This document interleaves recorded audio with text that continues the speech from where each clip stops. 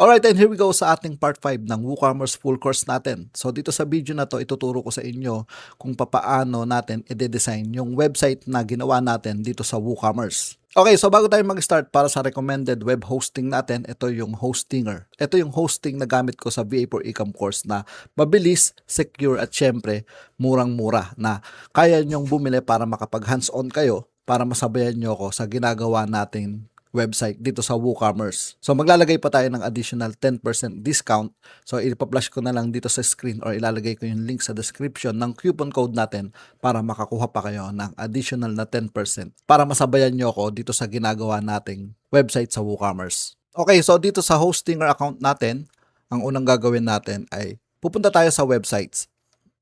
So click natin yan, tapos makikita na natin dito yung ginawa nating website. Tapos sa right side, syempre, punta tayo dito sa WP Admin para magbukas siya ng bagong tab at mapunta tayo dito sa WordPress.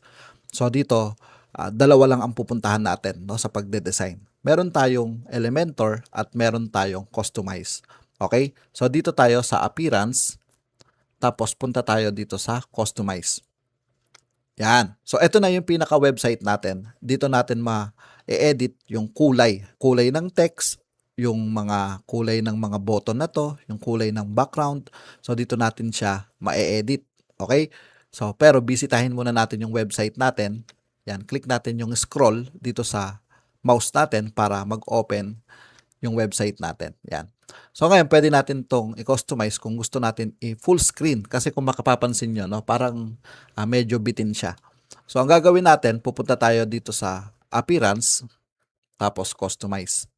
Yan. Tapos pupunta tayo rito sa Page Settings, tapos punta tayo sa Container. So pwede natin siyang i-box type, pwede natin siyang ilagay sa left side, sa right side. So dito niyo siya makokontrol no, sa container. So balik natin. So halimbawa naman yung logo natin, gusto nating palitan, no? So pupunta tayo dito sa header. Ayan, makikita niyo rito yung header. Tapos yung appearance ng pinaka-header natin, pwede natin palitan. Yan. So halimbawa, yung logo natin nandito sa gitna, pwede natin siyang ilagay sa gilid. Yan. So ayan oh, nagbabago siya rito. Makikita nyo naman no, na every time na pipindot kayo rito sa gilid ay magbabago rin yung pinaka-website natin para makita nyo na agad yung outcome bago nyo siya i-publish. Yan. Kung gusto nyo na ganyan, click nyo yung publish. Yan. Ngayon, pag bumisita tayo sa website natin, nirefresh natin siya, yung logo natin mapupunta siya rito sa gilid. Yan. So, ganun yung pag-customize. Andito lang siya sa gilid, no? So, ngayon naman, balik tayo. So, mapapansin nyo rito sa website natin. Punta tayo sa pinakababa. So, tatlong part siya, no? Header, body, at saka yung pinakababa, yung pinaka-footer. Yan. Halimbawa, itong copyright 2026, WooCommerce Clothing 2026. Kung gusto nyo siyang palitan, pupunta naman kayo dito sa side, sa left side. Pupunta kayo sa footer builder. Yan. Tapos halimbawa itong copyright.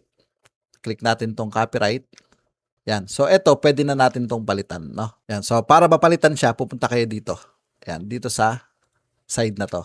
Lalagyan ko siya ng @ Yan. So habang pinapalitan natin siya rito, napapalitan din siya rito. Yan. So ganun lang, oh. Dito nyo lang din siya ma-edit.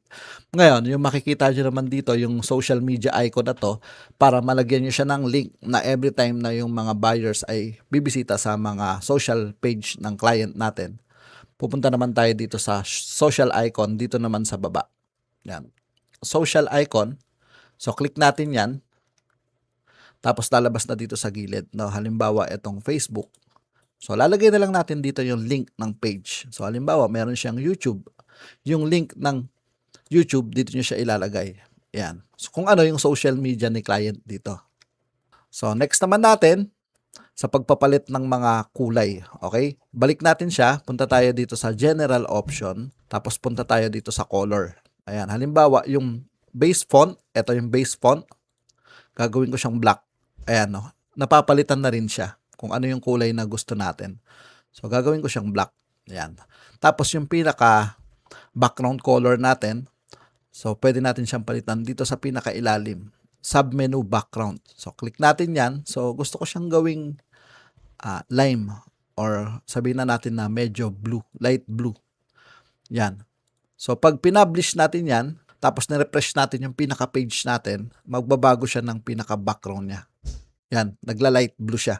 So, dito niya yan makokontrol lahat, no, sa customize dito sa WordPress. Okay? So, yung mga color ng heading, yung mga font, dito niya siya mapapalitan. Okay? Sa WordPress customize. So, ngayon naman, punta naman tayo dito sa Elementor. Yan. Dito naman yung ginawa natin na parang drag and drop, tapos pwede natin i-edit na dito mismo sa pinaka-website. Kagaya ng ginawa natin dito sa Welcome to my store. So, click natin tong Edit with Elementor na pwede na natin siyang ma-customize dito. Yan. So, halimbawa, pupunta ako dito sa mga picture na to. So, kung mapapansin nyo kasi napalitan ko na yan. Pag kinlik ko yung picture na yan, makikita nyo rito yung nasa gilid. Pwede nyo siyang i-delete tapos pwede nyo siyang palitan.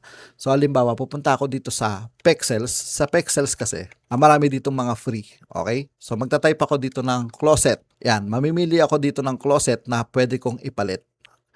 Okay? So, halimbawa, eto. Yan. Tapos, mamimili ako dito ng resolution. Halimbawa, medium. Type ko yung medium, tapos kiklik ko tong download. Yan. Tapos, dito ko na siya ilalagay sa kung saan ako nag-save ng product. Tapos, babalik ako dito sa Elementor. Halimbawa, gusto ko tong palitan. Kiklik ko to, yung pinaka-picture na yan. So, halimbawa, pag kinlik ko tong isa, napapalitan din yung picture dito sa gilid. Yan. Kiklik ko tong unahan. Tapos, didelete ko siya. Tapos, mamimili ulit ako ng bagong image. Kiklik ko yung upload file. Yan. Tapos, yung i-download ko sa Pexels, yun yung pipiliin ko. Yan. Tapos, makikita nyo yung select dito sa gilid ko, no? Select. Yan, natatakpan ko, no? Yan. Kiklik ko yung select. Yan, mapapansin nyo, napalitan na siya dito. Yan, napalitan na yan.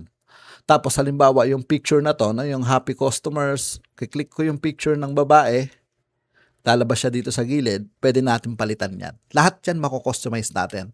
Tapos, yung happy customers, ayan, double click nyo lang, pwede na kayong mag-type dyan. Happy customers. So, pwede nyo siyang i-edit right away, no, kung saan yung i-click din nyo. Kapag kustomize nyo yung mga kulay ng font, background, tapos yung mga link, mga footer, header, pupunta kayo dito sa appearance, tapos customize dito sa WordPress. Pero kung i-edit nyo naman, yung mga nakikita nyo rito na hindi nyo na kinakailangan ng mga coding, dito naman kayo sa Elementor. So, para mabago nyo yan, so, kiklik natin yung publish. Yan. So, ngayon, pupunta naman ako sa ibang page. So, ang gagawin natin, kunin natin yung color code, no, nung pinaka ginamit natin para dapat consistent yung kulay ng website. Hindi yung pagpunta mo sa new arrival, ibang kulay yung page. So, dapat pare-pareho sila. Babalik ako dito, no, sa pinaka website natin. Kiklik ko muna yung new arrival. Yan. Ito naman yung gusto kong palitan sa Elementor. So, kiklik ko naman yung edit with Elementor para dito naman tayo sa new arrival page mag-e-edit. So, ganun lang. Every page na pupuntahan nyo, pwede nyo siyang e-edit gamit yung Elementor. Yan. Halimbawa, yung t-shirt na to, pwede nyo nang palitan to ng picture dito or pwede nyo dun sa product. Okay? Pero kagandahan dito kasi, dito, kaya nyo nang palitan siya ng instant. Yan. Kahit hindi na kayo pumunta dun sa products, pwede nyo siyang palitan dito sa Elementor. Para hindi kayo malito, pumili lang kayo ng isa kung paano kayo nag-edit ng product dito. Yan. Para hindi kayo nalilito. Pero dito sa Elementor, napakaganda gamitin nito. Makikita nyo na rito. Halimbawa, gusto kong palitan tong phone number, no, na nandirito. Yan. So, halimbawa, gusto kong palitan tong address na nandirito. So, kakapain nyo yan dito, guys, no, sa ilalim. Halimbawa, HTML2. Ayan, makikita nyo rito, address. Ito siya, no? Yung address na to, pwede nyo siyang i-edit dito. Pwede nyo palitan dito, no? So, ganun lang kadali, guys, no? Kayo, pwede na kayo mag-hands-on. Pwede nyo gayahin tong ginagawa ko. So, maglalagay na lang ako ng coupon code para magkaroon pa kayo ng additional discount kung gusto nyo mag-hands-on dito sa ginagawa natin. So, yung pagde-design natin ng website, pagdating halimbawa sa logo, pwede kayong gumamit ng Canva. Tapos, yung pagpapalit ng mga font, so dito lang naman yan sa Elementor, okay? Elementor, tapos dito lang sa WordPress, tapos customize, ayan, appearance, tapos customize para makapag-customize na kayo ng website. Okay, para mas maganda yung marunong kayong gumawa ng website na gamit itong WordPress at itong Elementor, para once na makakuha kayo ng client, madali na sa inyo kung ano yung ipapagawa niya. Kasi ang makikita nyo sa job post, mas marami yung halimbawa product listing. Kasi iba yung product listing dito sa WooCommerce kesa sa mga e-commerce na ipinapakita ko sa inyo. Dito kasi manual nyo siyang gagawin. Pupunta kayo dito sa WordPress, tapos pupunta kayo sa product, tapos mag-a-add kayo ng product. So ganun dito, no? Manual, mano-mano. So hindi kagaya sa ibang mga dropshipping tools na automatic naglalagay na ng title and description. Dito kayo yung gagawa ng style ng product nyo. Hindi po pwede yung basta upload kayo ng upload. Kailangan uniform. Kagaya nito, no? Kagaya niyan, uniform. Hindi pwedeng iba-iba yung background. Hindi po pwede na basta kayo upload ng upload. So, kailangan dito, uniform. Okay, ganun yung dito sa WooCommerce. Yun yung pinagkaiba niya sa e-commerce. So, ngayon, ito na yung pinaka-website natin. So, pwede na kayong mag-explore, pwede kayong mag-hands-on, tapos mag-build kayo ng sarili nyong website.